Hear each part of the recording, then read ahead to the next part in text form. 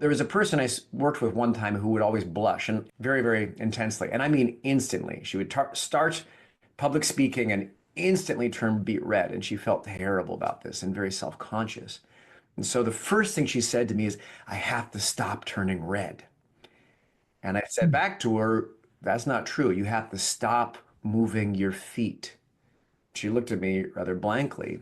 And what was going on was that she would begin speaking, and totally different than how she would stand or use her body if she was talking to a friend at the proverbial water cooler.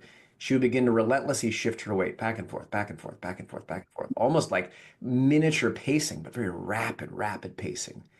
Now, at the same time, she'd be turning beet red, and she'd be trying to hide this by continually smoothing back her hair over her face, trying to almost camouflage this activity with this motion of her hands over and over again.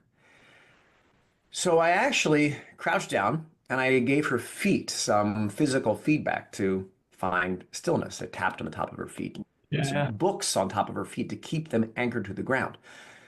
And when she did that, all of a sudden, magically, she actually took a breath in.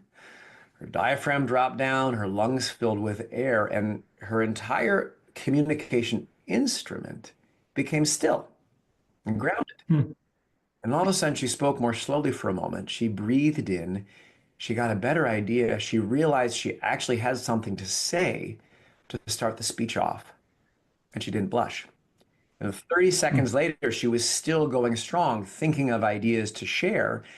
And then she got this wave of almost euphoria, not because of anything I had done, but rather euphoria at this realization that this years long struggle was at least on the precipice of changing and changing totally.